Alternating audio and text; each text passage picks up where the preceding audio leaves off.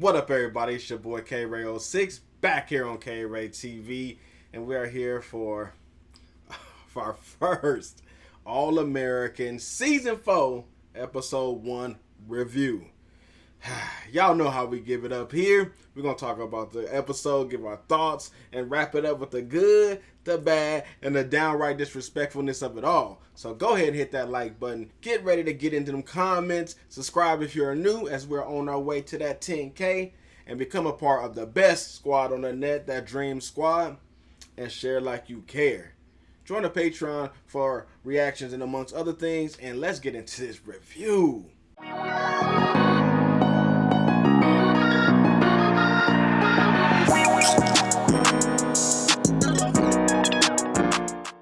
The show starts off with Lifetime Carrie and Layla pulling up to a cliff overlooking the city. And Carrie wants her to take her hand and says, everything will be okay now. And Carrie wants Layla and herself to jump off the cliff. She wanted to jump off the cliff with her, and as she tries to jump off the cliff, the scene switches and Layla wakes up from the residual effects of trauma and PTSD as her dad tries to comfort her. But like most people dealing with trauma, Layla refuses help and runs off to the bathroom. And an All-American logo comes up to the screen. That was pretty quick.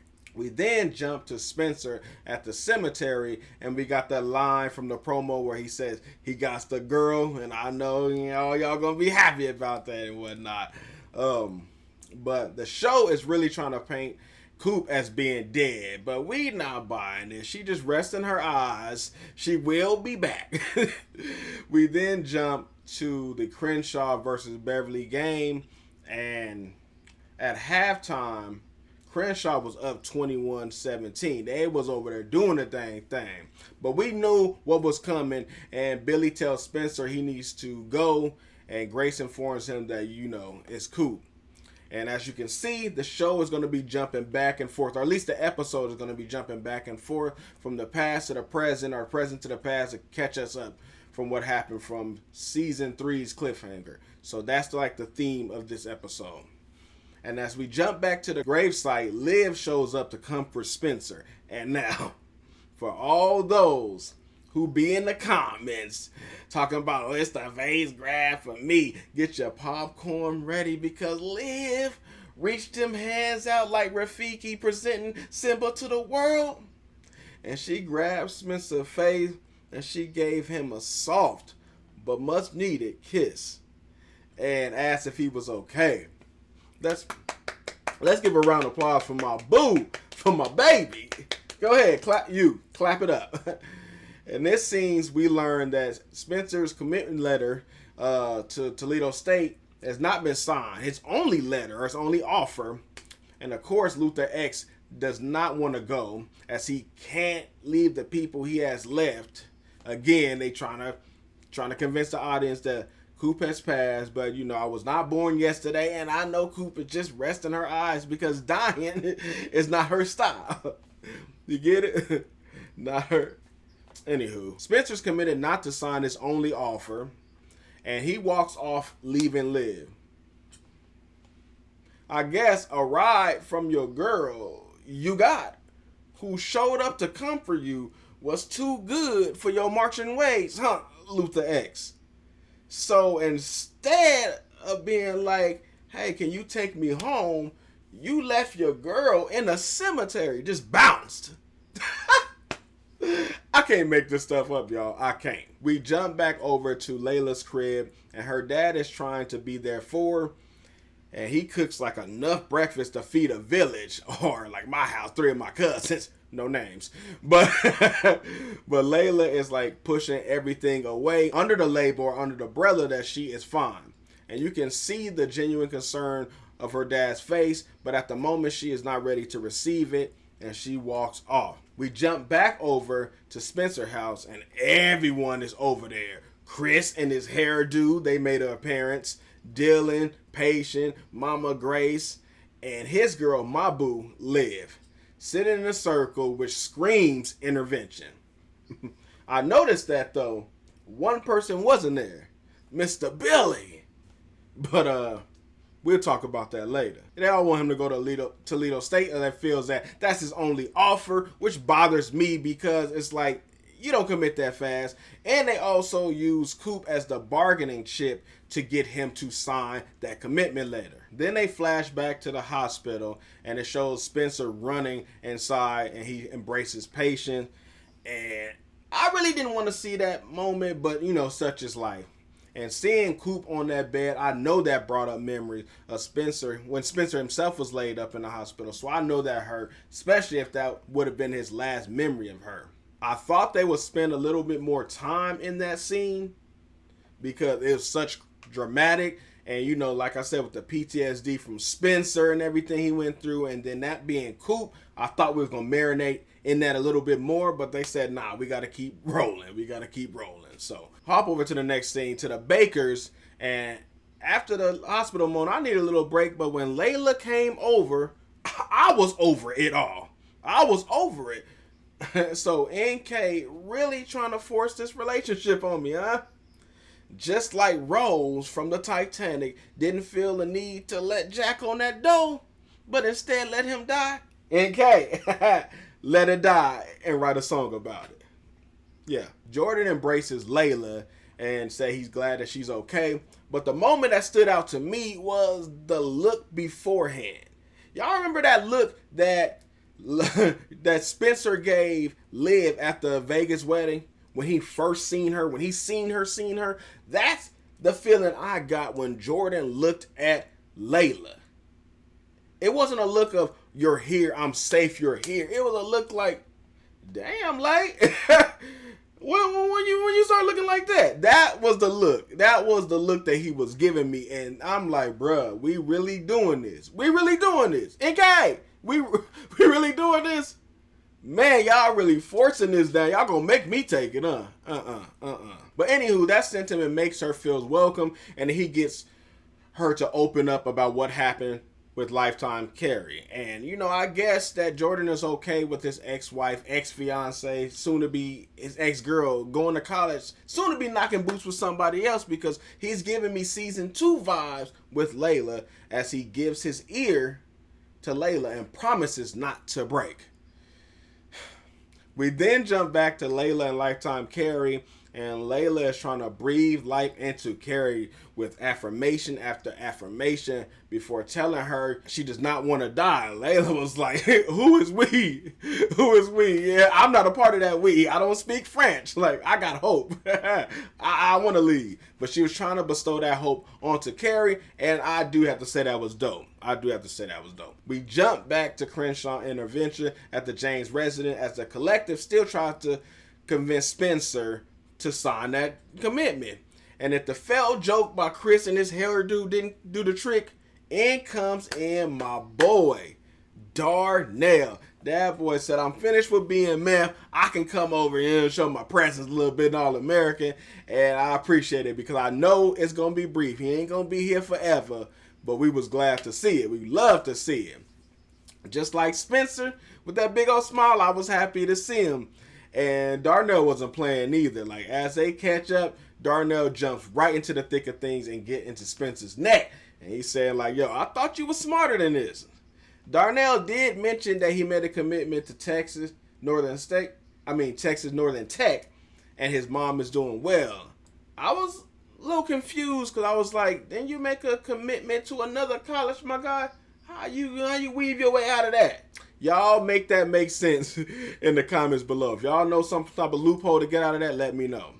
But that's all the good energy that Darnell was giving up, because this meetup was not about hanging out and catching up. This meetup was about getting Spencer to count his blessings, enjoy them, and take them, and not relish in survivor's guilt. But Spencer feels like this one is different from the rest. Like everything he's been through, this one is different because it is Coop.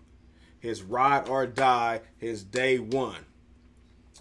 Then he gives like the soap opera stare. Just like as the scene jumps back to the hospital scene, like how they cut it, it was nothing but soap opera vibe. He was just, it's different.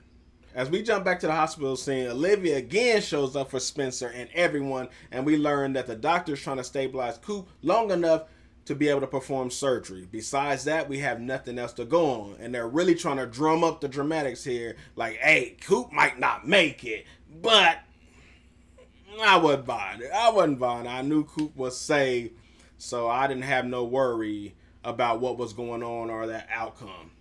Spencer then gets a text and leaves to go outside to find Preach. But Patience follow him and immediately start putting paws on him. Boom, boom, boom, like, because she doesn't know what took place. And Spencer told him to explain himself and explain quick, which I laughed at because I'm like, Spencer, you ain't gonna bust no grave, stop. And Preach let them know that Coop did call him and say that she was gonna go confront Mo about the drugs. Remember, brief little recap, Mo tried to set her up with a dusty plan of having drugs implanted on her buzz. Coop figured it out, so she was going to confront her. But Preach said, nah, bro, like, let me take care of it. But Coop didn't listen. Coop, being ignorant, did not listen, which is why she got shot. And after he shot Mo, Preach, he got Coop to the hospital, but he could not say because he's a felon who's on parole, who not only shot somebody, but he had a gun. So, and you know, the person he shot is presumed to be dead. I said presumed because it is a thing floating around that she might not be dead just yet. So, but we will see about that. I believe Preach did the right thing with the only choices he had. And once he told the story, we go back inside, and Patience is now displaying her survivor's guilt. She believes it is her fault for pushing Coop to let her guard down with Mo and for walking right into that trap. However, I know it's grief because Coop's ignorancy, yes, that's the word of the day. Coop's ignorancy, because of that, she went to go see Mo by herself, then asked if they was cool afterwards. She basically said, shoot me. She wanted to get shot. You may not like it, but I haven't lied yet. Interrupting their talk, Grace comes and gets Spencer as they're rushing Coop into surgery, saying that they can't wait any longer. They need to get the bullet out of her, or it can be a rap from It's Not My Style. Too soon? Next, we jump to the studio as Layla is listening to one of Coop's tracks as a thought of Carrie lingers in her mind. And Carrie, realizing that Layla has hope, decides to let her go, and she starts to cry.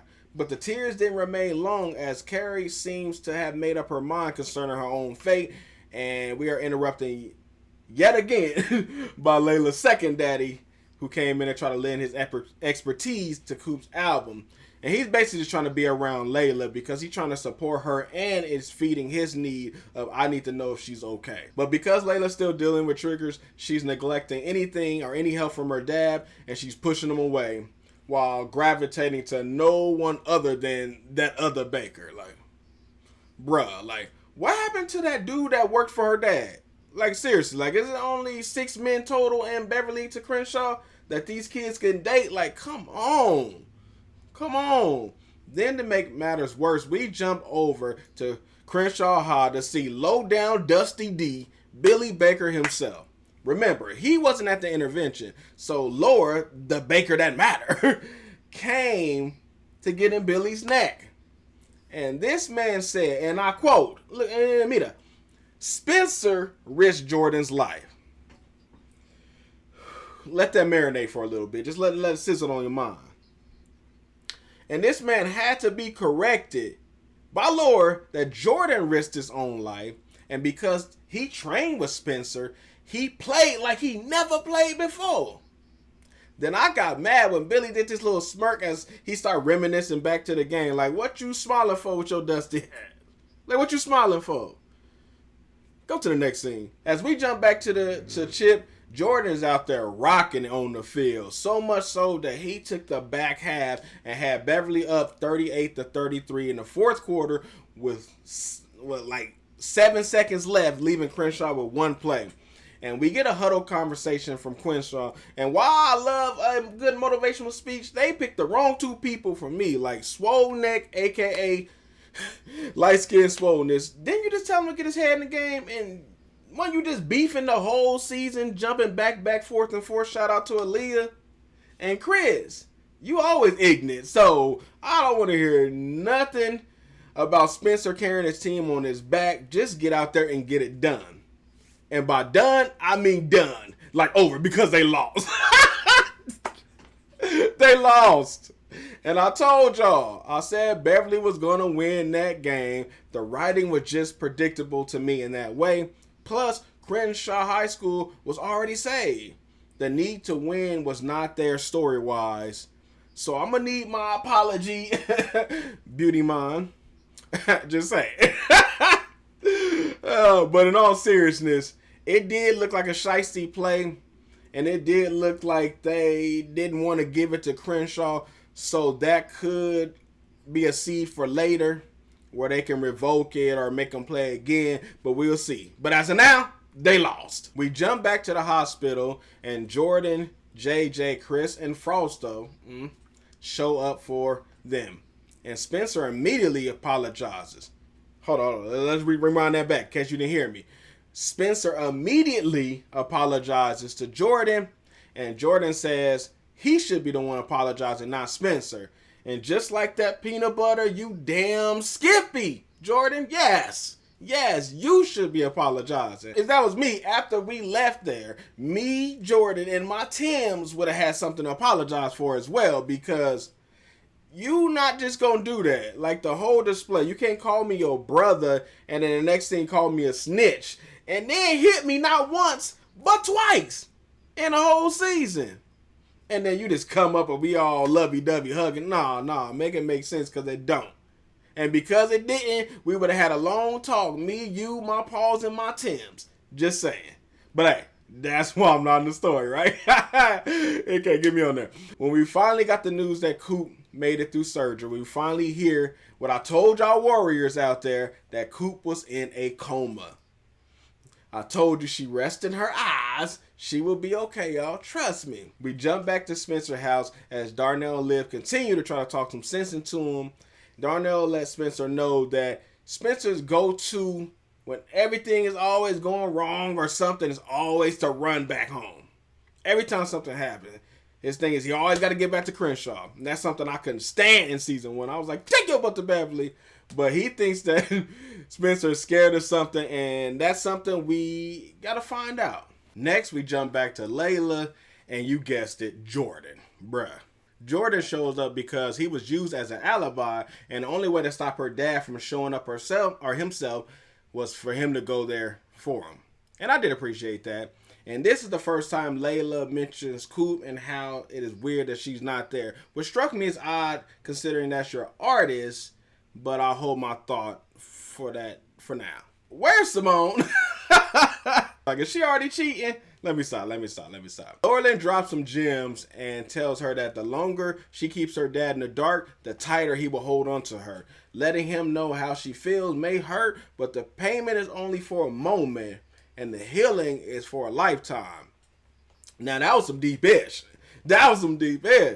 Like, obviously, he said he was quoting Layla, what she told Carrie, because she told him, the story about Lifetime Carrie earlier. But that was some deep-ish. And I know there's a lot of people out there like, yo, when did Jordan become like a therapist? When he start talking like this?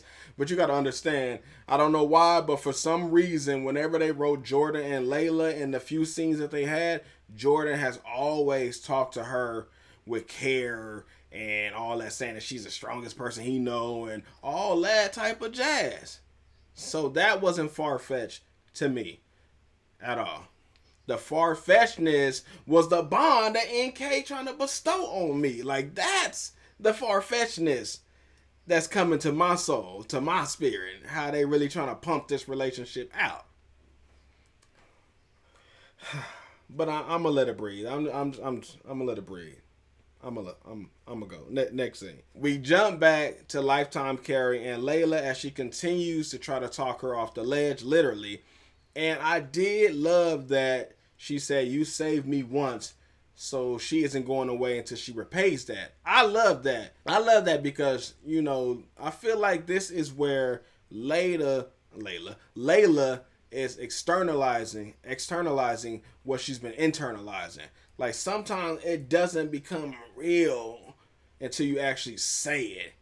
Like her just going through her troubles and where she was at.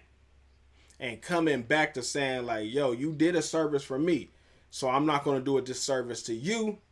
I feel like that was dope. She did finally got her to come away from the edge and embrace her as Carrie apologized, and I wasn't mad at that. I was mad at the scenes. I felt like they were a little bit too long, but I wasn't mad at the dialogue from Layla in the scenes. And then we jump back to Layla, and she's finally ready to talk back to her dad in the present.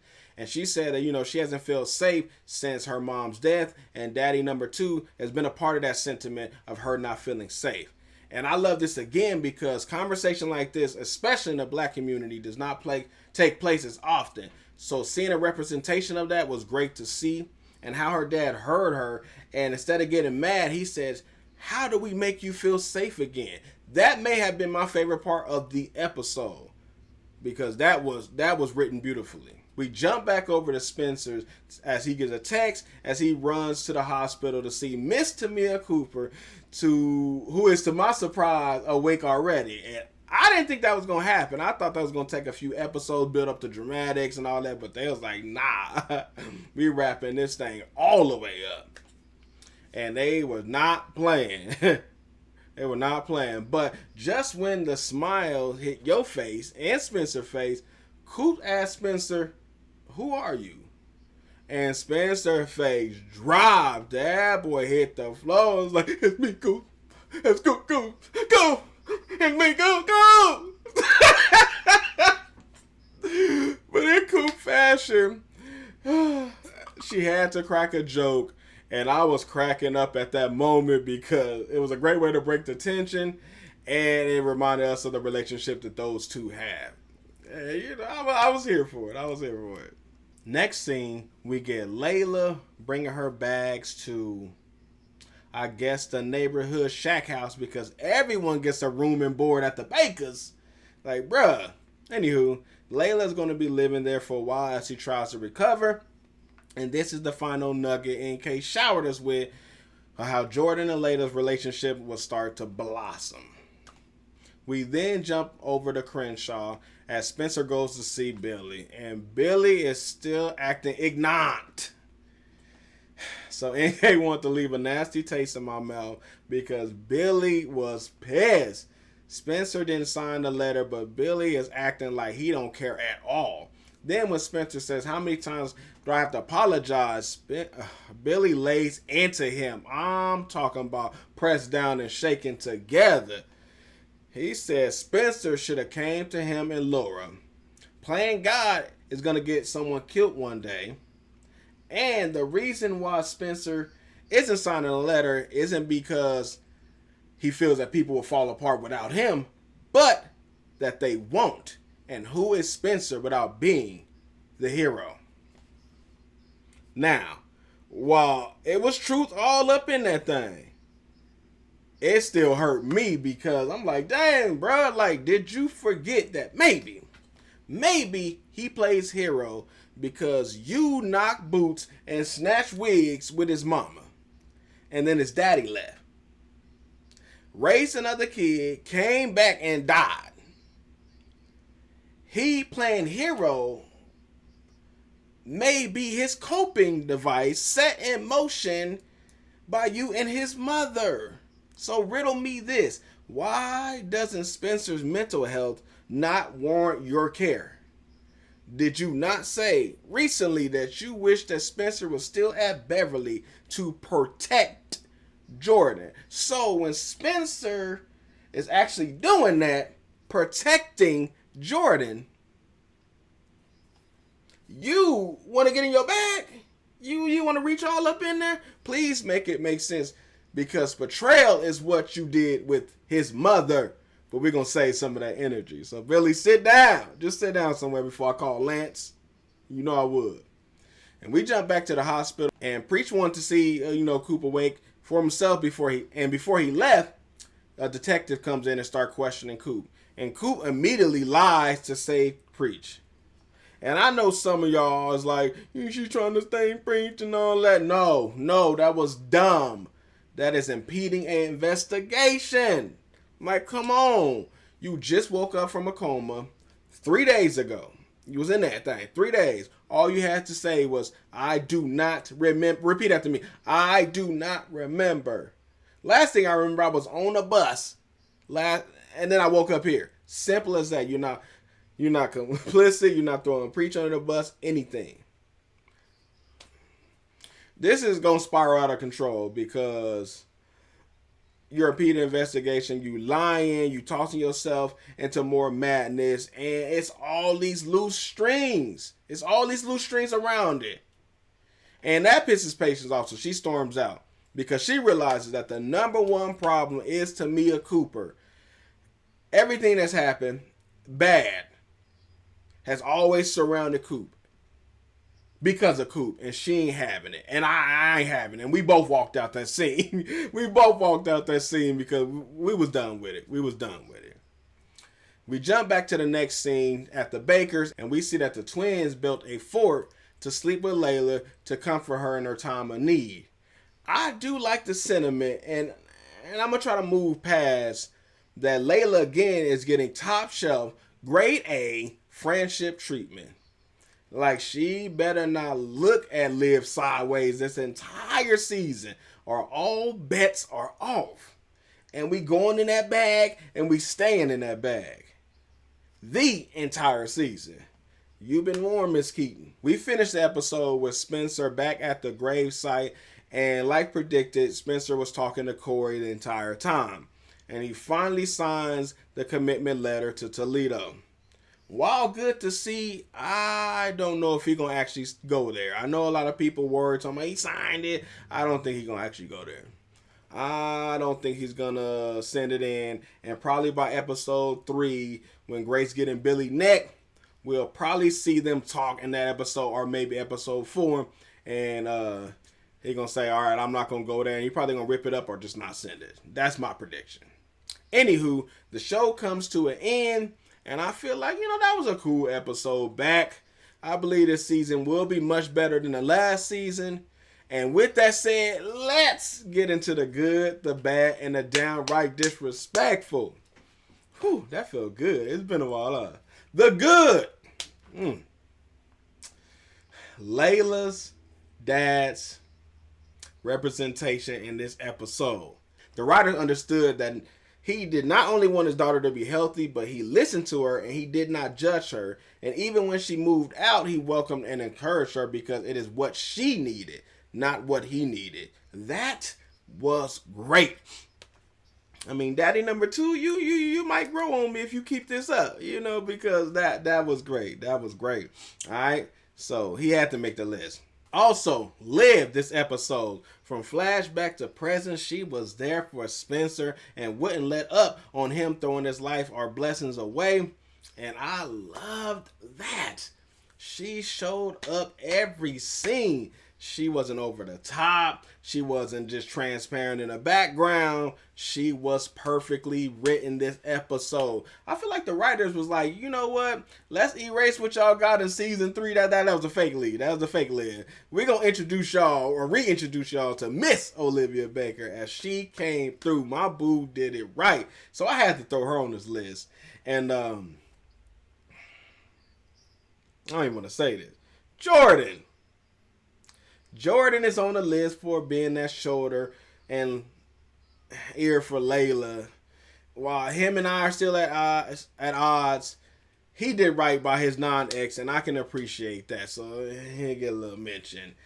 And lastly, Laura, while short and while brief, she came through and delivered. She came through and let Billy know that Spencer is his family as well. And maybe if you get past yourself projecting your hurt and you wanting to be your son's hero and you ain't even been a parent, when you get past all that, then maybe you will see that too, So I appreciate you, Laura. I appreciate you. The bad. The pacing was pretty quick. Considering they had a whole season, they tried to answer everything in the first episode. Like, I wish they took a little bit more time to let stuff linger. Like, I felt like it wasn't really a risk taken. It was nowhere during the entire episode that I felt like, oh, Tamia Cooper was going to die, or Preach was going to go to jail, or Crenshaw would win the game. Nowhere. That could have been adjusted. And we never got to see what happened to Carrie. I know they mentioned going back to, the hospital or the clinic. I know they mentioned it.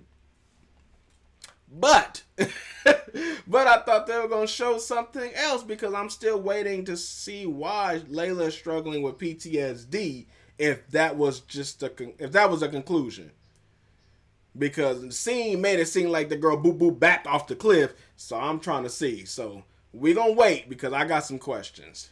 I did think that they was going to wrap up the Carrie thing first before waking Coop up, but I guess it's not Coop's style to wait a bit longer. Like, not waiting got her shot, right? Still too soon? The bad. Y'all know who up in here. Y'all already know. NK and the writing staff, who cleared this Jordan and Layla blossoming love that they got going on. I mean, Simone wasn't even in the episode. Wasn't she at the game? Ain't she cool with Coop? She was nowhere to be found. She can't be running bases with Damon already, so where's she at? Where's she at? Because I needed that slick mouth the entire episode whenever Layla and Jordan thought that they're going to be developing a relationship beyond platonic. The nerve, the unmitigated gall that NK bestowed onto the nerve. And Billy, Billy, we ain't letting you off the hook, my good sir. This man is still acting grade A ignorant. I don't get how he has more anger towards Spencer than he does to himself and his son. Like, you and your friend put the idea in your son's head to take the pills. Then you ain't parent him enough to see what he was doing, disappearing all the time before practice hours, running upstairs, throwing up. And you ain't never, ever parent him enough to notice any signs or changes of behavior. And you expect Spencer to be the friend, the brother, and the parent? No, sir. No, sir. You dropped that ball. Just like you came short on that last play, you were short on parenting. And you took it too far on your reach when it came to Spencer. Betrayed is what you did with Grace. Then you took in the son of whom you were the part reason of breaking up the family. That is betrayal. And you kept that a secret. Not training somebody hell-bent on doing it himself and not only perfecting his game, but kept him safe while doing it. That does not equal betrayal. So as a member of the Black litigation, we are going to trade you for the other Baker. We're going to trade you for Laura, as it seemed like she is the one that carried the gene of sense. Come on over here, Laura. Glad to have you. Glad to have you. Anywho, I hope y'all enjoyed the review. It's good to be back. Like, comment, subscribe, and share, and we out. Peace.